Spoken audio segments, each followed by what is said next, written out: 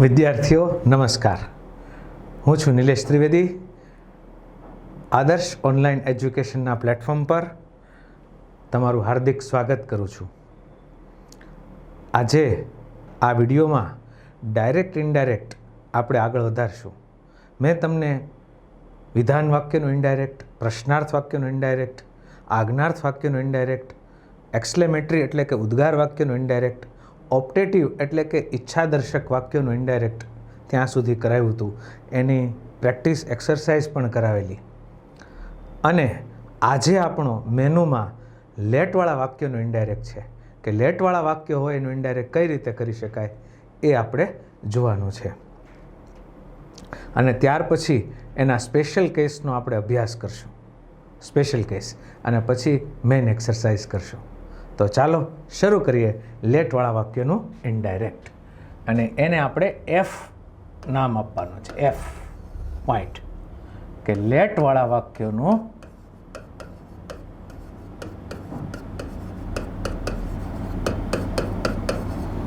Indirect. લેટવાળા વાક્યનું indirect. લેટવાળા વાક્યનું indirect સીધું નહીં શીખી શકાય, પહેલાં લેટને શીખવું પડશે. એટલે પહેલાં હું તમને પાણી પહેલાં પાળ બાંધવાનું કામ કરું છું, લેટવાળા વાક્યનું ઇનડાયરેક્ટ શીખવાડું છું, લેટવાળા વાક્યનો પરિચય આપું છું, અને એમાંથી લેટને કેમ દૂર કરાય એ શીખવાડું છું. ડાયરેક્ટ ઇનડાયરેક્ટ એના પછી આવશે. તો જુઓ, લેટનો પહેલો ઉપયોગ છે દરખાસ્ત માટે. જેમ કે લેટસ હેવ સમ સ્નેક. ચાલો આપણે થોડો નાસ્તો કરીએ. તો આ દરખાસ્ત છે, પ્રપોઝલ વાળું વાક્ય છે. લેટનો બીજો ઉપયોગ છે લેટ મી ગો હોમ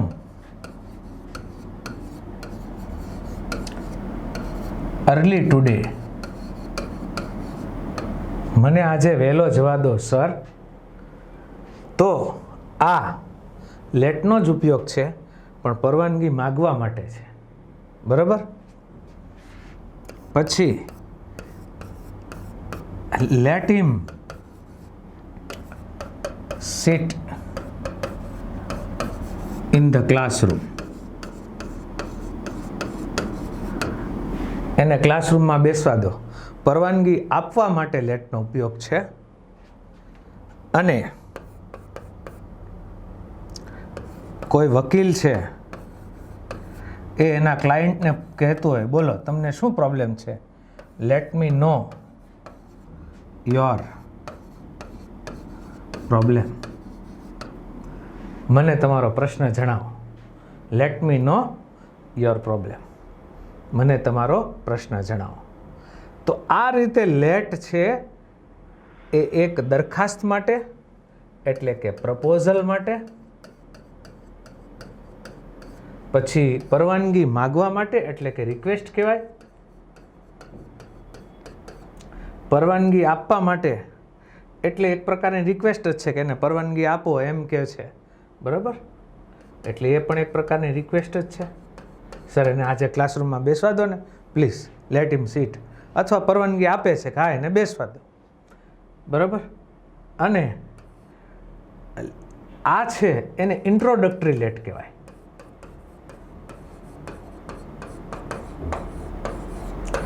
આ લેટનો ઉપયોગ ઇન્ટ્રોડક્ટરી છે.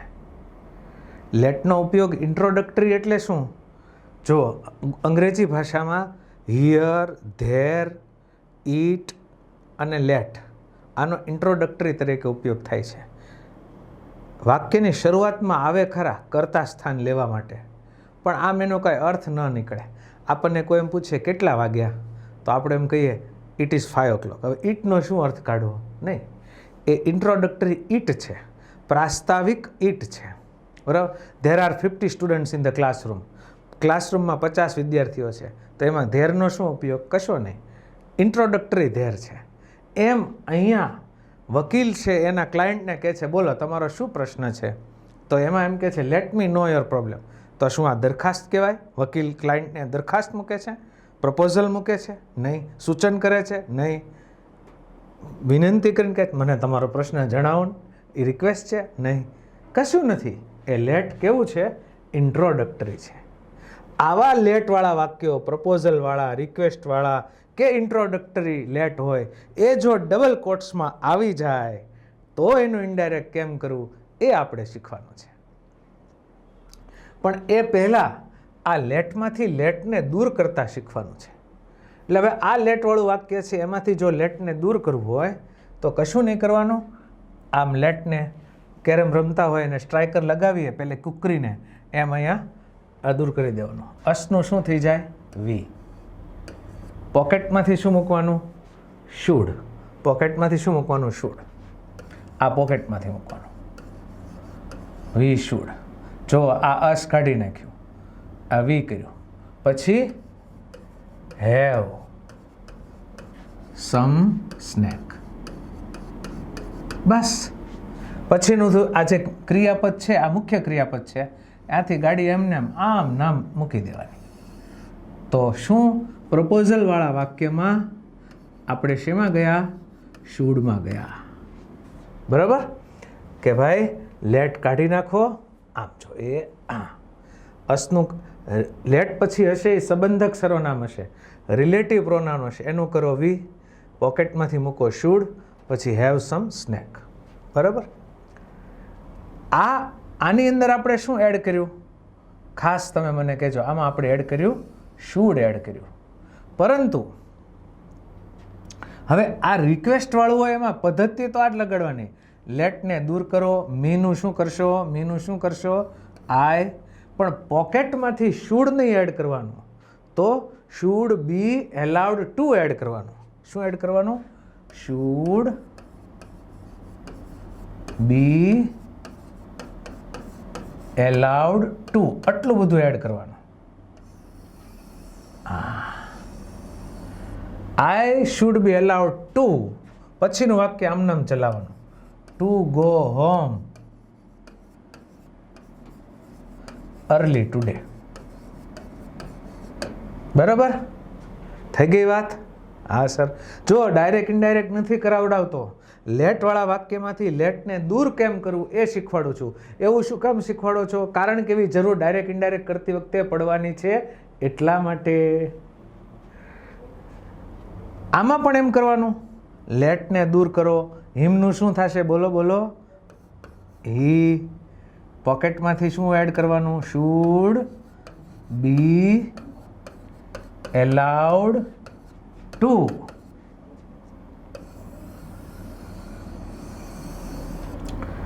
પછી સીટ ઇન ધ ક્લાસરૂમ. લો, he should be allowed to sit in the classroom. અને ઇન્ટ્રોડક્ટરી લેટ જે છે, ઇન્ટ્રોડક્ટરી લેટ, એમાંથી લેટ દૂર થતું જ નથી. એ ઇન્ટ્રોડક્ટરી લેટવાળું હોય, લેટ એમને જ રહેશે. એટલે આમાંથી લેટને ન દૂર કરાય. શું કામ? કારણ કે એમાં કોઈ ફરજનો ભાવ, દરખાસ્તનો ભાવ, વિનંતીનો ભાવ કશું છે જ નહીં. એટલે એ વાક્ય એમને જ રહેશે. Let me know your problem. તમારો પ્રશ્ન મને જણાવો. હું શિક્ષક છું, તમે વિદ્યાર્થીઓ છો. હું તમને એમ કહું, બોલો શું પ્રશ્ન છે? તો શું મેં તમને કાંઈ દરખાસ્ત કરી કહેવાય? મેં તમને સૂચન કર્યું કહેવાય? મેં તમને તમારી પાસેથી કાંઈ વિનંતી કરી કહેવાય? નહીં, કંઈ નહીં કહેવાય. એ ઇન્ટ્રોડક્ટરી લેટ કહેવાય. બરાબર. તો આ રીતે લેટવાળા 4 વાક્યો અને એમાંથી લેટ કેમ દૂર થાય, શેમાં દૂર ન થાય, એ બધી વાત મેં તમને કરી દીધી. હવે આવા લેટવાળા વાક્યો છે એ જો ડબલ કોટ્સમાં આવે તો એનું ઇનડાયરેક્ટ કેમ કરવું એ આપણે નેક્સ્ટ સ્ક્રીનમાં જોઈએ. ચાલો.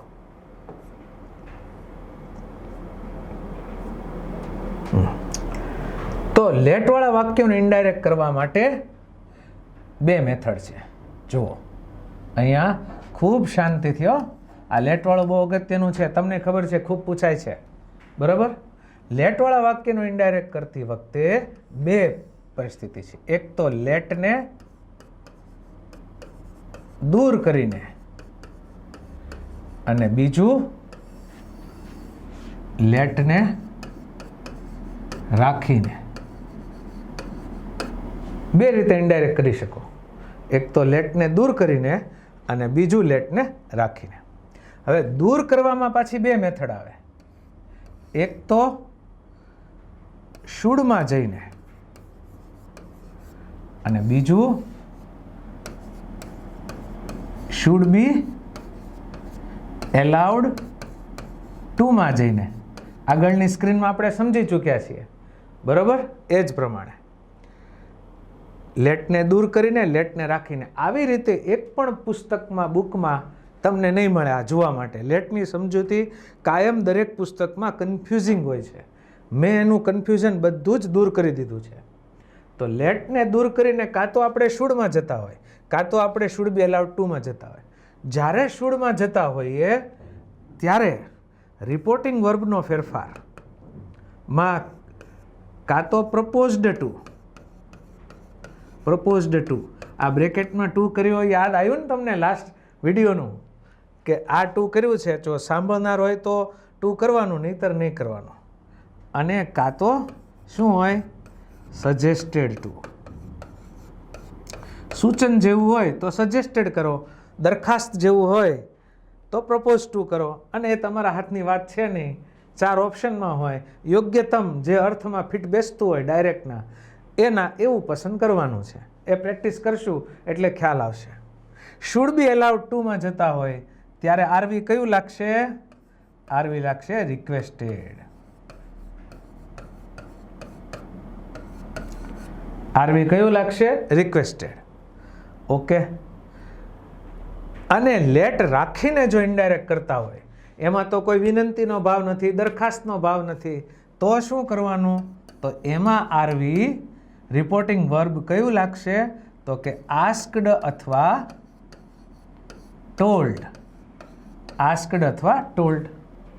બરોબર છે? હા સર, એકદમ તમારી વાત બરોબર છે. કારણ કે આ આસ્કડ છે ને એ અમને યાદ છે કે આ પૂછવાવાળું આસ્કડ નથી, આ કહેવાવાળું છે.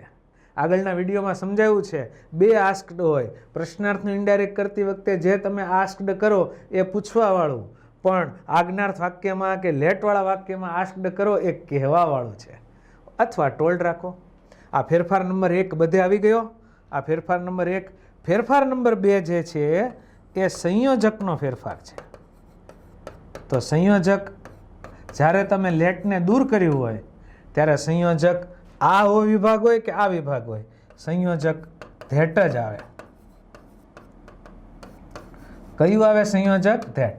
ગમે તેટલી પુસ્તકો ફેરવી નાખો, આ રીતે નહીં મળે. તમને સાચું કહું છું. સરસ મજાનું બાયફ્રિકેશન યાદ રહી જાય, ટેબ્યુલરાઇઝ ફોર્મેટ. અને અહીંયા સંયોજક છે, જો લેટને રાખીને ઇનડાયરેક્ટ કરતા હો તો સંયોજક ટુ આવે છે. બરાબર? જો લેટવાળા વાક્યનું ઇનડાયરેક્ટ 2 રીતે થાય છે, કાં તો લેટને દૂર કરીને કાં તો લેટને રાખીને. જ્યારે દૂર કરીને ઇનડાયરેક્ટ કરતા હોય ત્યારે મોટાભાગે કાં તો તમે શુડમાં જતા હો છો અથવા શુડ બી એલાઉડ ટુમાં જતા હો છો. ત્યારે રિપોર્ટિંગ વર્બ છે એ પ્રપોઝ ટુ અથવા સજેસ્ટેડ ટુ અથવા રિક્વેસ્ટેડ હોય છે અને સંયોજક બંને સ્થાનમાં ધેટ લાગે છે. પરંતુ જ્યારે લેટ રાખીને ઇનડાયરેક્ટ કરતા હો છો ત્યારે રિપોર્ટિંગ વર્બ આસ્કડ અથવા ટોલ્ડ થતું હોય છે અને સંયોજક આજ્ઞાર્થ વાક્યની જેમ ટુ થતું હોય છે. અહીંયા એક પ્રકારે આજ્ઞાર્થ વાક્ય જેવું જ બધું છે. એટલે આને આજ્ઞાર્થ વાક્યના ઇનડાયરેક્ટમાં પણ ઘણા પુસ્તકોમાં આ લેટનો સમાવેશ કરેલો છે. મેં આજ્ઞાર્થ વાક્યમાં કાંઈ લેટનું નામ જ નહોતું લીધું, કારણ કે મારે લેટની દુનિયા એક સાથે રાખવી હતી એટલા માટે. ઓકે. તો હવે એનો બાકીના જે 3 ફેરફારો છે, ફેરફાર નંબર 3, 4 અને 5, એ તો કેમ? અગાઉ કર્યા મુજબ. અગાઉ કર્યા મુજબ. આ ફેરફાર નંબર 1 આરવીનો સંયોજકનો ફેરફાર. જો આ એ ફેરફાર નંબર 1 અને આ 2. આ ફેરફાર નંબર 1 અને 2. આ ફેરફાર નંબર 1 અને 2. 3, 4, 5 બધી જગ્યાએ અગાઉ કર્યા મુજબ. હવે કશું બાકી ના રહે. હવે બાકી રહે આપણે એની પ્રેક્ટિસ કરવાની. એક્ઝામ્પલ, પ્રેક્ટિસ નહીં, હજી એક્ઝામ્પલ. ચાલો એક્ઝામ્પલ એક લઈ લઈએ છીએ શાંતિથી. આનું જ એક્ઝામ્પલ લઈએ. જો પહેલું વાક્ય કેવું છે? Let us have some snack. Okay. તો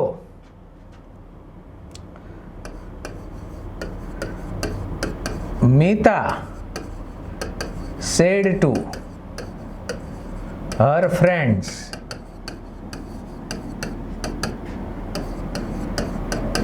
let's have some snack. Okay, આ વાક્ય બની ગયું. અને હવે આનું ઇનડાયરેક્ટ કરવાનું છે, દરખાસ્ત છે. તો કાંઈ નહીં, મન કી બાતમાં પહેલાં લેટ દૂર કરો. લેટ આપણે દૂર કરેલું તૈયાર છે તમારી પાસે, તમારી નોટમાં લખેલું તૈયાર છે. We should have some snack. લેટને દૂર કરો તો શું થાય? We should have some snack. તો મીતા proposed to અથવા suggested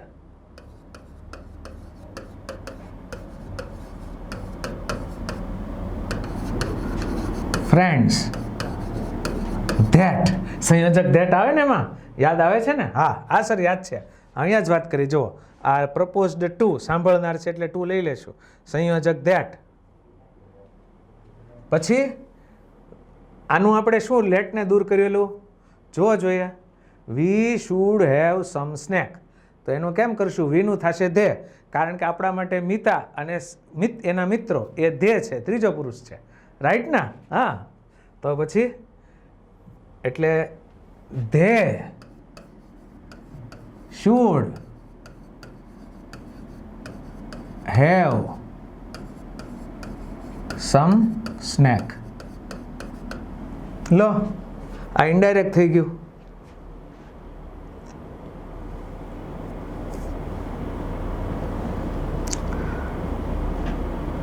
બીજું વાક્ય છે,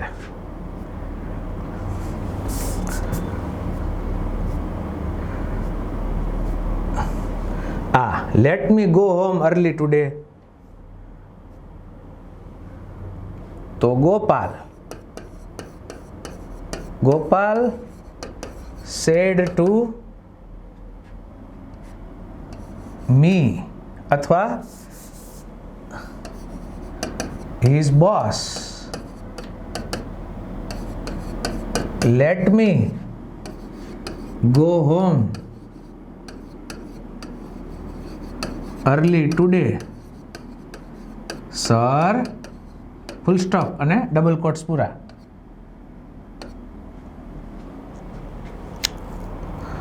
ગોપાલે તેના મિત્રોને કહ્યું કે મને તમે વહેલા જવા દો સર. એમ કાંઈ વાંધો નહીં. તો આ પરવાનગી માગી છે, તરત જ આપણને યાદ આવે કે આમાંથી લેટને દૂર કરી મીનું આઈ કરવાનું. I should be allowed to, એ રીતે થશે ને અહીંયા રિપોર્ટિંગ વર્બ રિક્વેસ્ટેડ આવશે, સંયોજક ધેટ આવશે. તો ગોપાલ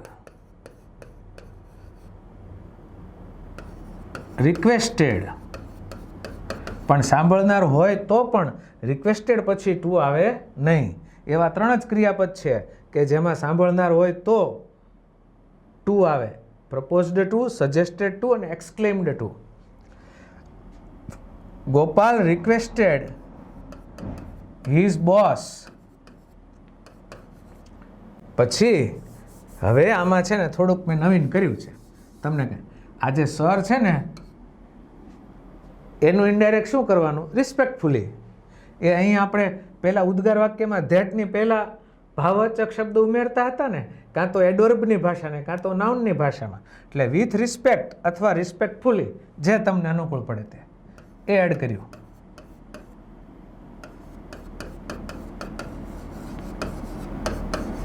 રિસ્પેક્ટફુલી ધેટ. ગોપાલ છે એટલે આઈ શુડ બી એલાઉડનું શું થશે? He should be allowed to go home early that day. ટુડેનું પાછું શું થાય? That day. તો આમાં તમે કઈ નવી 2 વાત શીખ્યા કે કોઈ પણ વાક્ય હોય ડાયરેક્ટ ઇનડાયરેક્ટનું, એમાં કોઈ ભાવ એડ કરવો હોય તો ધેટની પહેલાં એ ભાવ એડ કરવાનો, એડવર્બની ભાષામાં અથવા નાઉનની ભાષામાં. ખાસ કરીને ઉદ્ગાર વાક્યમાં આપણે શીખ્યા, પણ લાગુ તો બધે પડે છે. બીજું આપણે એ વસ્તુ શીખ્યા કે આ વિનંતીનો ભાવ હતો એટલે રિક્વેસ્ટેડ કર્યું, અને એમાં ટુ લાગે નહીં. હવે ઘણીવાર કેવું બને, 4 ઓપ્શન હોય ને તો એક ઓપ્શનમાં તમે વાંચતા હોય ને તો રિક્વેસ્ટેડ ટુ હિઝ બોસ એવો એક ઓપ્શન હોય એટલે તરત જ ત્યાં ક્રોસ મારી દેવાનો. કે રિક્વેસ્ટેડ ટુ હિઝ બોસ એવું ઇનડાયરેક્ટમાં દુનિયામાં બને નહીં એમ. એટલે પછી સંયોજક ધેટ આવ્યું. પછી આપણે લેટને દૂર કરેલું વાક્ય હતું કયું યાદ કરો, આઈ should be allowed to go home early. એના બદલે આઈનું હી થશે કારણ કે ગોપાલ કહે છે. હવે અહીંયા રાધા કહેતી હોત તો શી શુડ બી એલાઉડ એમ આવે. તો હી should be allowed to go home early અને ટુડેનું શું થાય ધેટ ડે. તો આ રીતે વાક્ય બની ગયું સરસ મજાનું. પછી ત્રીજું વાક્ય અહીંયા કયું છે એ જુઓ તમે. Late him sit in the classroom. આ પણ એક પ્રકારની રિક્વેસ્ટમાં લેવું હોય તો રિક્વેસ્ટમાં અથવા સામાન્ય કેવું હોય ભલે ભાઈ બેસતો આજે ક્લાસરૂમમાં. તો એનું આવા વાક્ય હોય ને એનું ઇનડાયરેક્ટ બે રીતે થઈ શકે. લેટ રાખીને પણ થઈ શકે, લેટને દૂર કરીને પણ થઈ શકે. કારણ કે એમાં બંને અર્થ ફિટ બેસે છે. મૂળ શબ્દ તમે ડાયરેક્ટ ઇનડાયરેક્ટમાં ધ્યાન રાખજો કે બંને અર્થ સેટ થવા જોઈએ. લેટ રાખીને કરો કે લેટ દૂર કરીને અર્થ બરોબર થવો જોઈએ. આપણે અત્યારે વિનંતી પ્રમાણે ચાલશું એટલે હું એને રિક્વેસ્ટના ફોર્મેટમાં લઈ લઈશ અને તમને ઉદાહરણ સમજાવી દઈશ.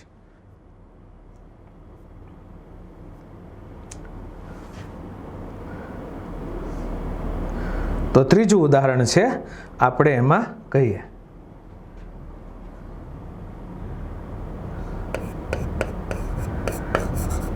The father said to the principal,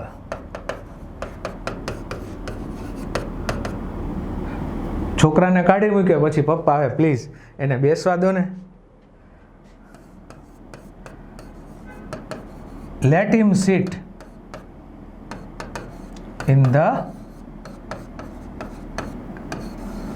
classroom.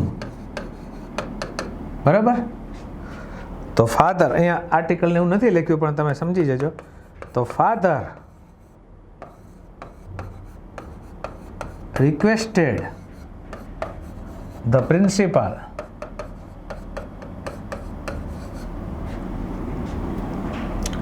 That.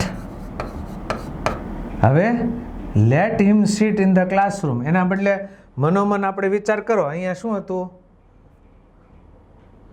He should be allowed to sit in the classroom. બસ અહીંયા હીનું હી જ રહેશે, કાંઈ ફેર નહીં થાય કારણ કે ફાધર માટે એનો દીકરો કે છે તો આપણે આપણા માટે એ ત્રીજો પુરુષ જ રહેશે. એટલે he should be allowed to sit in the classroom. બરાબર. લો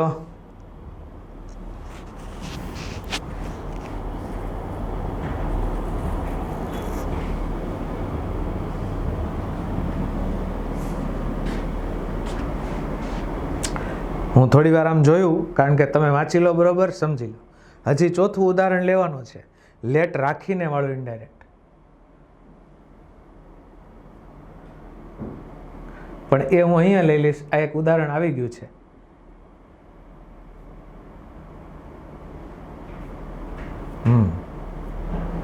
અહીંયા લઈ લઉં છે ઉદાહરણ. જગ્યા મને અહીંયા મળી ગઈ છે. તો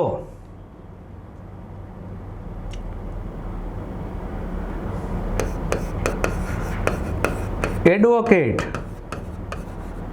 said to the client,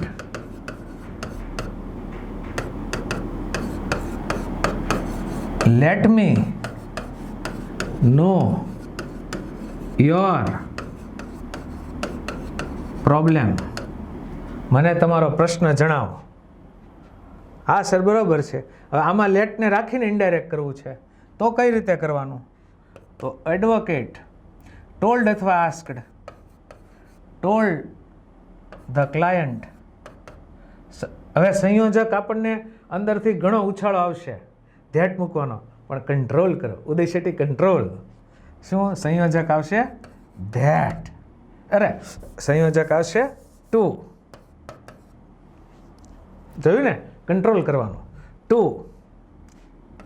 હવે આપણે એવી ધારણા કરીએ છીએ કે એડવોકેટ છે એ પુરુષ છે અને ક્લાયન્ટ છે સ્ત્રી છે. અત્યારે ઇનડાયરેક્ટ કરવા માટે એક્ઝામમાં બધું ક્લિયર જ હશે, એક્ઝામમાં કંઈ મુશ્કેલી નહીં હોય તમને. ટુ લેટ મી એટલે કોણ? પહેલા એડવોકેટ, એ પુરુષ છે એટલે late him know your problem એટલે ઓલી બહેનનો પ્રોબ્લેમ એટલે હર પ્રોબ્લેમ. લો થઈ ગયું. તો 4 લેટના ઉપયોગો શીખવાડ્યા, એવા વાક્યો તમને મેં ડાયરેક્ટમાં લઈને એનું ઇનડાયરેક્ટ શીખવાડી દીધું. આ રીતે તમારે વિચારવાનું છે કે આવી રીતે થાય. હવે તમે મને એમ કહો ધેટ અને ટુ કોઈ દિવસ સાથે હોય? મારે ભૂલમાં અહીંયા ધેટ લખાઈ ગયું હતું તો તરત જ મેં સાફ કરીને ટુ કર્યું, પણ ધેટ અને ટુ સાથે હોય તો શું કરવું પડે? એલિમિનેશન, પત્તું કાપી નાખવું પડે કે એવો ઓપ્શન આવે જ નહીં.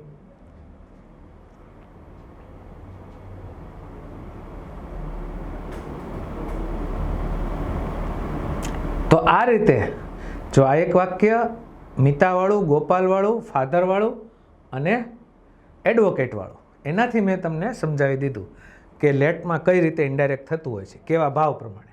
હવે કશું નથી કરવાનું, હવે આપણે પ્રેક્ટિસ કરી લઈએ. Practice exercise. હા, ચાલો પહેલાં આ વાક્ય કરીએ. Sanjana said to her teacher, ma'am let me enrol for the competition. સંજનાએ એના ટીચરને કીધું, મેમ મને સ્પર્ધામાં ભાગ લેવા દો, એમાં મને એનરોલમેન્ટ કરવા દો. બરાબર? તો પહેલું જ આપણે જોઈએ કે આ તો વિનંતી કરે છે એટલે રિક્વેસ્ટેડ આવશે. એટલે અહીંયા બધી જગ્યાએ સંજના રિક્વેસ્ટેડ હર ટીચર છે. અહીં સુધી તો ગાડી બરોબર જ ચાલે છે. પછી પાછું આ મેમ છે, જેમ સરનું રિસ્પેક્ટફુલી થાય તો મેમનું પણ શું થાય? રિસ્પેક્ટફુલી. એટલે આ રિસ્પેક્ટફુલી પણ છે. ક્યાંથી વાત કપાય છે એ જોવાનું છે. બરાબર? હા, આમાં લોકો શુડ બી એલાઉડ ટુમાં ગયા છે, શુડ બી એલાઉડ ટુમાં ગયા છે. ઓકે, એમાં કાંઈ આપણને વાંધો નથી અને સાચી વાત છે, વિનંતી છે તો શુડ બી એલાઉડ ટુમાં જ જવું જોઈએ. આ કાંઈ દરખાસ્ત નથી કરતી, સંજના ટીચરને દરખાસ્ત નથી કરતી, મેડમ મને જરા આપણે ચાલો ને ભાગ લેવા દો ને, એમ નથી કહેતી, મેમ પ્લીઝ મને ભાગ લેવા દો ને, એટલે રિક્વેસ્ટેડ છે. બરાબર?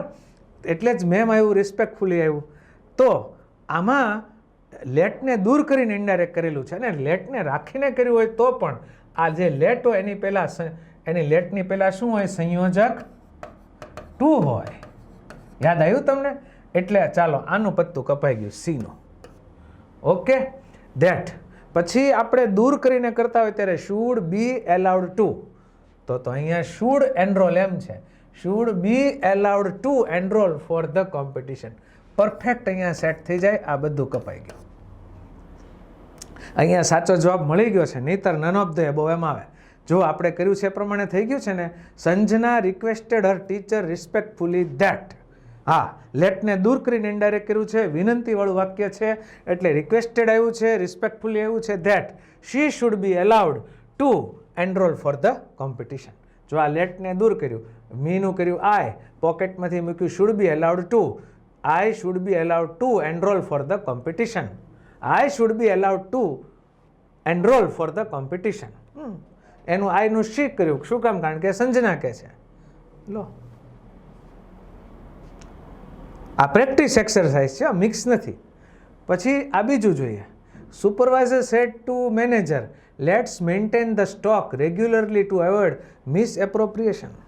સુપરવાઇઝરે મેનેજરને કીધું, સાહેબ આ બધા ગોટાળા એટલે થાય કે આપણે સ્ટોક બરાબર મેન્ટેન નથી કરતા.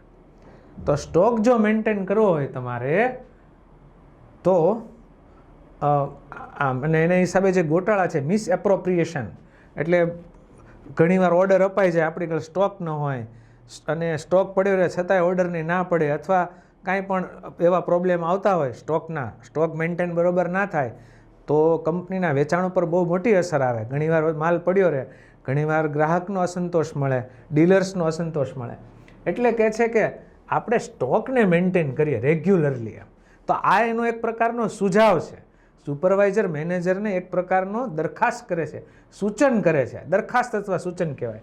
એટલે એમાં શું કરવું પડશે? સૂચન કરતા હોય ત્યારે તો કે લેટને દૂર કરવું પડશે અને શુડમાં જવું પડશે. અથવા તો એટલે જુઓ તમે કે supervisor proposed to manager that. હવે એ આ સુપરવાઇઝર ને મેનેજર આપણા માટે ત્રીજો પુરુષ થાય તેઓ એમ. બરાબર.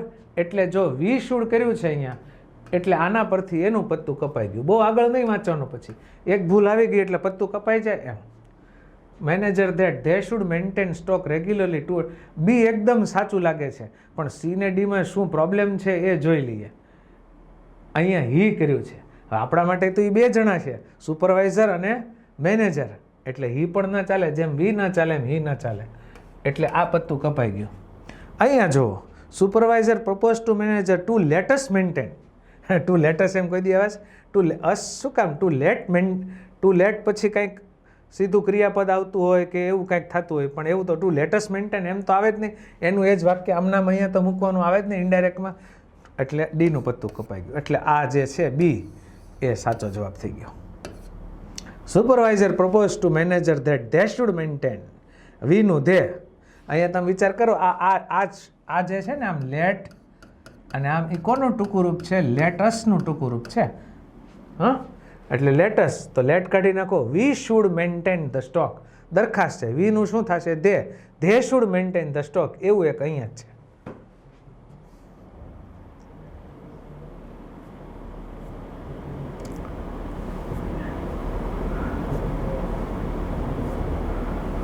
તો હવે આપણે શું કરશું? ડાયરેક્ટ ઇનડાયરેક્ટમાં આ મેં 6 પ્રકાર તમને બરોબર શીખવાડી દીધા. હવે આવીએ સ્પેશિયલ કેસ ઉપર.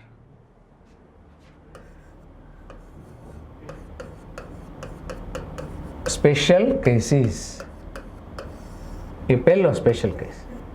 અત્યાર સુધી મેં તમને વાક્યો લીધા, દરેકમાં બે જેટલા મેં વાક્યો લીધા, અને બે પ્રેક્ટિસ એક્સરસાઇઝ કરે. 4 છક 24 25 જેટલા વાક્યો કરાવ્યા. એ બધામાં તમે જોશો ને તમારી નોટબુકની અંદર, તો એસ પ્લસ સેડ જ હશે. એટલે કે રિપોર્ટિંગ વર્બ છે સાદા ભૂતકાળમાં હશે. રિપોર્ટિંગ વર્બ શેમાં હશે? સાદા ભૂતકાળમાં. S plus said. જુઓ તમે, supervisor said, S plus said. Sanjana said, S plus said. Mita said, S plus said. Gopal said, S plus said. બધી જગ્યાએ father said, S plus said. એટલે કે રિપોર્ટિંગ વર્બ છે એ સાદા ભૂતકાળમાં જ હતું. રિપોર્ટિંગ વર્બ છે સાદા ભૂતકાળમાં હતું. જો રિપોર્ટિંગ વર્બ સાદા ભૂતકાળમાં હોય તો 5 ફેરફાર થાય. ફેરફાર નંબર 1, 2, 3, 4 અને 5. બરોબર? તો 5 પ્રકારના ફેરફાર થાય.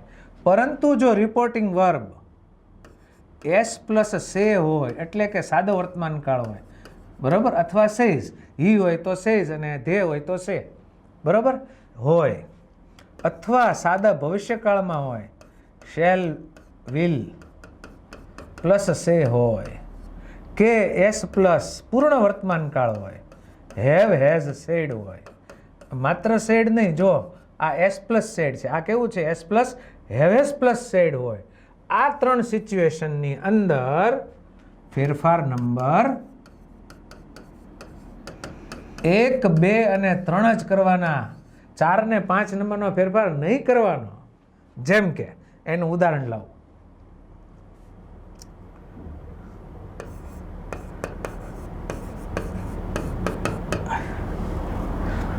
વિનંતી said to Atul,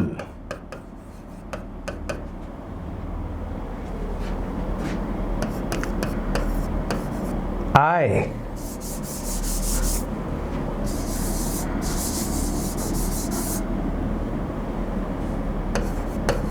am trying to finish this task first. બરોબર? આમ છે. અને અહીંયા સેડ નથી, અહીંયા છે સેઝ છે. હવે જોજો, સેડ હોય તો માનો કે સેડ છે તો કેમ થાય? વિનંતી told Atul that she was trying to finish that task first. આમ થાય. પણ અહીંયા સેઝ હોવાને કારણે જો એસ પ્લસ સેઝ ફેરફાર નંબર 1, 2 ને 3 એટલે કે રિપોર્ટિંગ વર્બનો, સંયોજકનો અને સર્વનામનો 3 જ ફેરફાર કરવાના. કાળનો ફેરફાર નહીં કરવાનો, અન્ય શબ્દોનો ફેરફાર નહીં કરવાનો. એટલે આમ થશે, વિનંતી ટેલ્સ અતુલ. વિનંતી ટેલ્સ અતુલ ધેટ ફેરફાર નંબર 1 આવ્યો અને કર્યો, ફેરફાર નંબર 2 આવ્યો અને કર્યો. વિનંતી માટે આઈનું શું થશે? શી. ફેરફાર નંબર 3 આવ્યો અને કર્યો. પણ અહીંયા ઇઝ કરશું, વોઝ નહીં કરીએ. આ હતું એટલે એમ, શી હતું એટલે ઇઝ, પણ કાળનો પરિવર્તન કર્યું નથી. કાળ તો વર્તમાન કાળનો વર્તમાન કાળ જ રહ્યો. એટલે ફેરફાર નંબર 4 કાળનો આવ્યો પણ કર્યો નહીં. Trying to finish this task first. ધીસનું શું થાય? ધેટ. પણ નહીં કરવાનું. શું કામ? એ 5 નંબરનો ફેરફાર છે. એ 5 નંબરનો ફેરફાર છે. એટલે ધીસ 5 નંબરનો ફેરફાર આવ્યો પણ કર્યો નહીં. This task first. લો, મેં પાછું તમને એવું જ વાક્ય લીધું કે બધા ફેરફારો આવતા હતા અને તમને ખબર પડે કે આ ફેરફાર કર્યા અને આ ફેરફાર ન કર્યા. એટલે વિનંતી tells Atul that she is trying to finish, she is trying to finish this task first. તો એમાં એમિઝારનું વોઝવેર ના થયું અને ધીસનું ધીસ જ રહ્યું. બરાબર? આ ધીસ છે એનું આ ધીસ જ રહ્યું. 5 નંબરનો ફેરફાર આવ્યો કર્યો નહીં, 4 નંબરનો ફેરફાર આવ્યો કર્યો નહીં, અને 1, 2, 3ના ફેરફાર આવ્યા એ પણ કર્યા. કારણ કે 1, 2, 3ના ફેરફાર તો કરવાના જ હતા. તો આપણે જોઈ રહ્યા છીએ ડાયરેક્ટ ઇનડાયરેક્ટના સ્પેશિયલ કેસ. એમાંનો આ પહેલો સ્પેશિયલ કેસ. એમાં શું કે રિપોર્ટિંગ વર્બ સાદા ભૂતકાળમાં હોય તો જ 5 પ્રકારના ફેરફારો થાય. એ સિવાય અન્ય 3 કાળમાં આવવાની સંભાવના છે. આનાથી પાછું બીજું કાંઈ આવે એમ નથી. પણ એ બધામાં ફેરફાર નંબર 1, 2 ને 3 કરવાના. તો હવે જોઈએ આપણે special case number 2. Special case number 2 કે રિપોર્ટિંગ વર્બ ભલે ગમે તે કાળમાં હોય પણ જો ડબલ કોટ્સમાં એટલે કે RS રિપોર્ટેડ સ્પીચ છે એ સનાતન સત્ય હોય કે વૈજ્ઞાનિક નિયમ હોય કે કહેવત હોય તો ફેરફાર નંબર 1 અને 2 જ કરવા. ફેરફાર નંબર 1 અને 2 જ કરવાના. એટલા માટે જુઓ, આમ કહ્યું, the teacher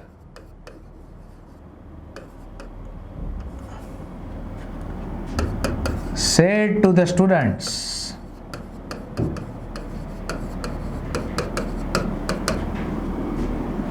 water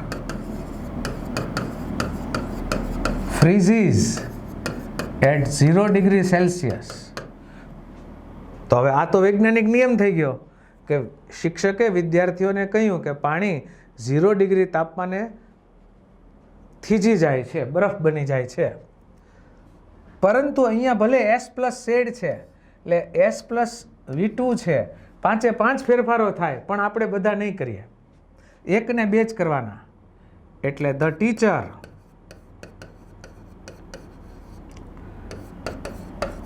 told the students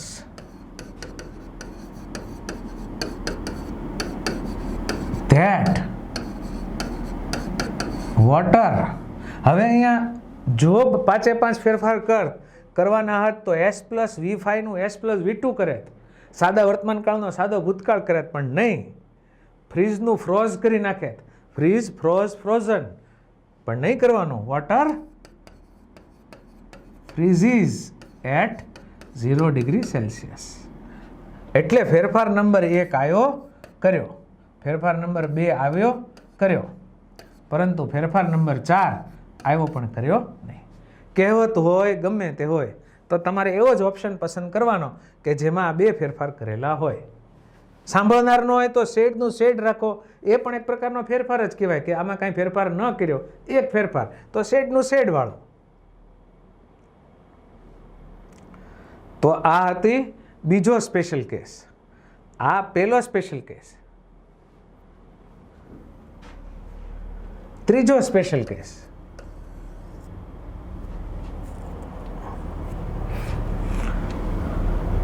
જુઓ એમાં હું બે વાક્યો લખું છું.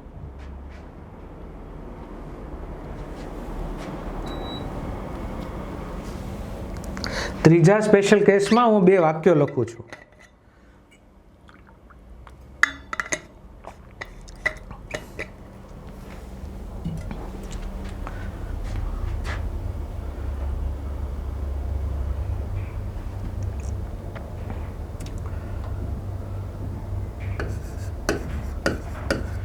Shri said to Om.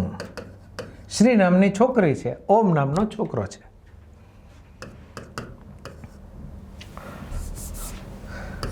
I shall help you in this task. હું તને આ કામમાં મદદ કરીશ. બીજું એક વાક્ય છે, એનું ઇનડાયરેક્ટ કરવું છે. એક minute. Shri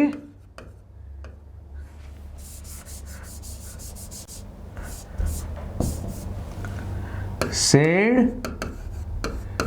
to Om, shall I help you in this task? Question mark. બે વાક્યો મેં લખ્યા છે. હવે જોતું પડશે કે અહીંયા સેડ છે એટલે 5 5 ફેરફારો થશે. હવે આપણી નજર બનવી જોઈએ કે અહીંયા S + V2 એટલે 5 5 પ્રકારના ફેરફાર. એકમાં શ્રી છે એ ઓમને એમ કે છે કે હું તને મદદ કરીશ આ કામ પૂરું કરવામાં. ઓકે, એટલે ભવિષ્યકાળની વાત કરે છે કે તું જ્યારે કામ કર ત્યારે હું તને મદદ કરીશ. આ વાક્યનું ગુજરાતી શું થાય? શ્રી સેડ ટુ ઓમ, હું તને આ કામ, ટાસ્ક એટલે કામ, માં મદદ કરીશ. હવે જે માણસ પોતે મદદ કરવાનો હોય એ સામેના માણસને પ્રશ્ન પૂછે? હું તમને કોઈ દિવસ આવીને એવું પૂછ્યું કે આજે હું તમને ડાયરેક્ટ ઇનડાયરેક્ટ ભણાવીશ? ના, એમ ન હોય. એનું ગુજરાતી અહીંયા જે આ શેલ છે આ ભવિષ્ય સૂચક શેલ છે, પણ આ શેલ ભવિષ્ય સૂચક નથી, તો એ પડશે વાળું છે. જેમ કે અહીંયા એમ કે છે કે shall I help you in this task, એટલે શ્રી ઓમને એમ પૂછી રહી છે મારે તને આ કામ પૂરું કરવામાં મદદ કરવી પડશે કે તું તારી જાતે કરી લઈશ?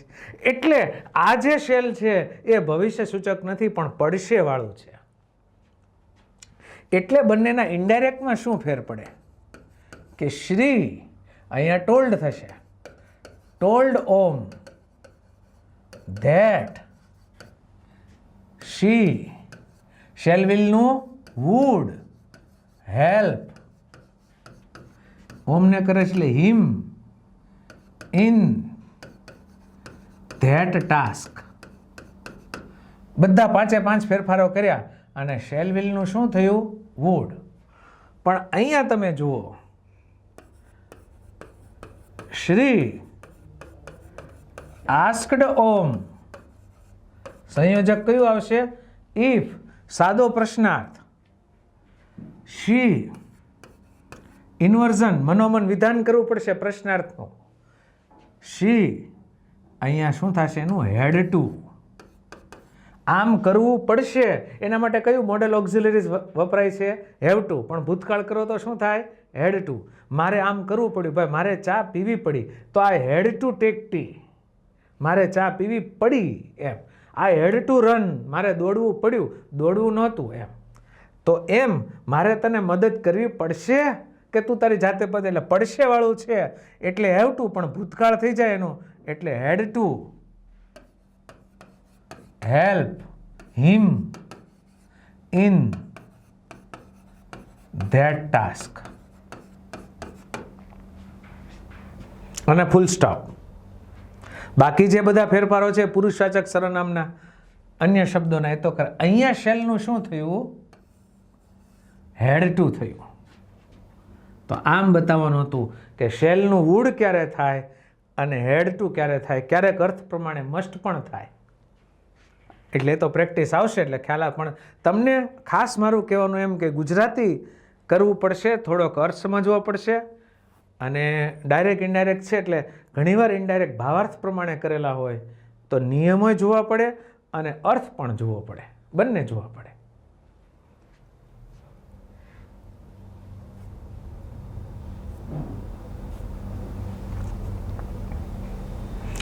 તો સ્પેશિયલ કેસ ચાલુ છે આપણા.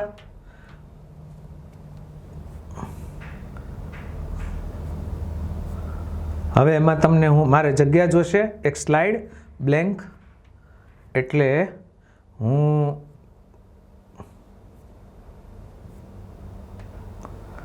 અહીંયા આ જગ્યાનો ઉપયોગ કરું છું. ના, આ જગ્યાનો ઉપયોગ નહીં કરી શકાય.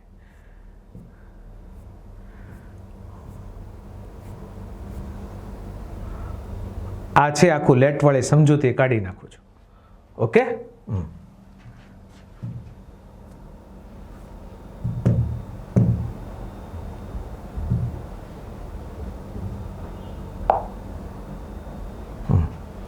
હવે સ્પેશિયલ કેસ નંબર 4. એમાં 2 વાક્યો લખું છું. Hitesh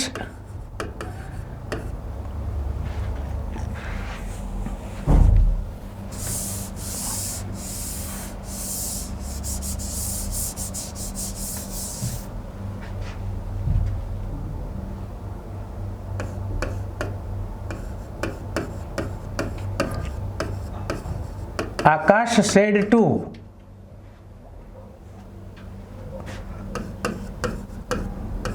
Palak,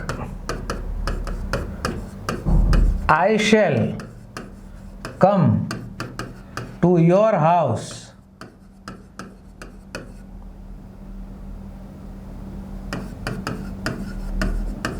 today. એક વાક્ય આમ છે.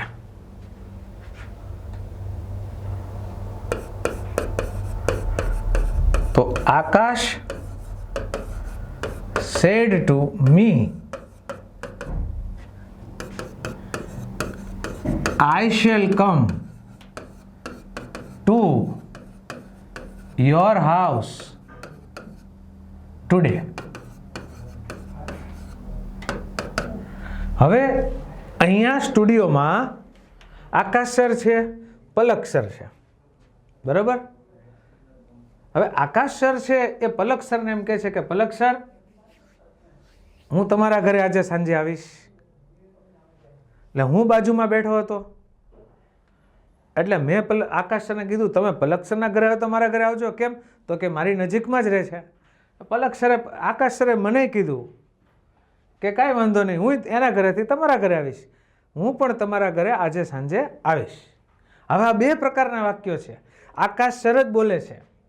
એકવાર પલક સરને એમ કહે છે કે હું તમારા ઘરે આવીશ, એકવાર મને એમ કહે છે કે હું તમારા ઘરે આવીશ. જો અહીંયા આવીશ શબ્દ ઉપર ભાર મૂકજો તમે, આ કમ ઉપર. તમે મને એમ પૂછો કે સર આકાશ સરે પલક સરને શું કહ્યું? કંઈક ધીમું ધીમું બોલતા હતા, મને સંભળાણું નહીં.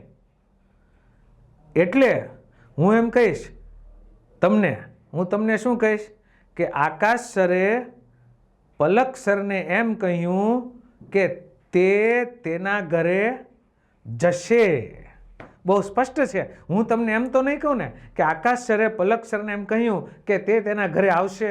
નહીં, હું તમને કહી રહ્યો હોઉં ત્યારે કઈ રીતે કહું કે આકાશ સરે પલક સરને એમ કહ્યું કે તે તેના ઘરે જશે. તો આકાશ સરના શબ્દો કયા હતા? હું તમારા ઘરે આવીશ એવા શબ્દો હતા. આવીશનું શું થઈ ગયું? જશે. એટલે કે ડાયરેક્ટમાં જે કમ હતું એનું શું થઈ ગયું? ગો. હવે મેં એમ કહ્યું કે સર તો મારા ઘરે પણ આવજો. તો એટલે તમે પાછા મને પૂછો, બધાય તમારા ઘરેથી પૂછો આ સ્ટુડિયોમાં કે સર તમને આકાશ સરે કંઈક કીધું, કઈ વાત કરી? તો તો હું એમ કહીશ કે આકાશ સરે મને એમ કહ્યું કે તે મારા ઘરે આવશે. આકાશ સર કઈ ભાષા બોલ્યા હતા? આવશેની જ ભાષા બોલ્યા હતા. કે આકાશ સરે મને એમ કીધું હતું કે હું તમારા ઘરે આવીશ. તો મેં તમને કીધું તો પણ આવીશનું શું રહ્યું? આવીશ એમ જ રહ્યું કે તેણે એમ કહ્યું કે તે મારા ઘરે આવશે. મીન્સ આ કમ છે. તો હવે આ બંનેનું ઇનડાયરેક્ટ કરવામાં કઈ રીતે વસ્તુ બનશે એ તમારે સમજવી પડશે. અર્થ કરીને નિયમોથી કે આમ હોય તો આમ કરવું એવું બધું બહુ લાગુ નહીં પડે. મહેરબાની કરીને થોડુંક ભાવાર્થ કરવો પડશે. એટલે જ ડાયરેક્ટ ઇનડાયરેક્ટના ટોપિકને બધા છેલ્લે લઈએ છીએ કે થોડીક ઇંગ્લિશમાં તમારી ગ્રીપ આવતી હોય. છેલ્લે એટલે છેલ્લા ભાગમાં એમ. બરાબર? હજી તો ઘણા ટોપિક આપણે લેવાના છે, પણ એ રીતે આકાશ ટોલ્ડ પલક, સંયોજક કયું? ધેટ. હી શેલવિલનું વુડ, એસ પ્લસ V2 છે એટલે 5 પ્રકારના ફેરફારો થાય. He would go to his house. His house એટલે કોનું? પલકનું હાઉસ. His house. ટુડેનું શું થાય? That day. તો અહીંયા તમે જુઓ કમનું શું થયું? ગો થયું. બરાબર? હવે અહીંયા જુઓ આકાશ ટોલ્ડ મી. આ બંને ડાયરેક્ટના વાક્યો છે, એમાં કશે બીજો ફેરફાર નથી. અહીંયા સાંભળનાર પલક છે ને અહીંયા સાંભળનાર હું છું. બરાબર? તો Akash told me that he would come to my house that day. તો તમે જોઈ શકો છો કે બીજા બધા ફેરફાર એમને એમ થયા છે અને સાંભળનાર બદલાણો એટલે માય હાઉસ થઈ ગયું, યોર હાઉસનું. પણ આ કમનું છે એ કમ જ રહ્યું. અહીંયા કમનું શું થયું? ગો. અહીંયા શું થયું? કમનું કમ. તો તમારે ડાયરેક્ટનું ઇનડાયરેક્ટ પૂછાય ત્યારે થોડોક મિનિંગ જોવો પડશે કે આમાં શું મિનિંગ થાય છે. જો આવવાનો અર્થ આવવાનો જ રહેતો હોય તો કમનું કમ કરજો, નહીંતર કમનું ગો કરજો. મોટા ભાગે સાંભળનાર ઉપરથી નક્કી થઈ જતું હોય છે બોલનાર કોણ છે અને સાંભળનાર કોણ છે, એના પરથી અર્થ પરથી નક્કી થઈ જાય. એ જે કરશો એ સાચું. નિયમો તૈયાર કરશો તો ગૂંચવાશો. એટલે મેં સર્વનામના નિયમો તમને નથી કહ્યા, સર્વનામના ફેરફારો. એમાં અંતે ગૂંચવણ જ હોય છે અને અંતે પ્રેક્ટિસ કરીને મનમાં સમજણથી જ સાચા જવાબો થતા હોય છે. તો પછી નિયમો શું કામ ખોટા ગોખવા જવા? આમાં પણ એમ છે. જો તમને સરસ સમજાઈ શક્યું કે અહીં એમ કીધું કે હું તારા ઘરે આવીશ એટલે તે તેના ઘરે જશે, પણ તે મારા ઘરે આવશે. બરાબર? તો આવશે નહીં. આવશેની ભાષા રહે, અહીં આવશે નહીં, જશેની ભાષા થઈ ગઈ. બરાબર? તો આમ આ સ્પેશિયલ કેસ મેં તમને કરાયા. હવે આની એક્સરસાઇઝ કરવાની છે. મિક્સ એક્સરસાઇઝ આપણે કરીએ. ચાલો.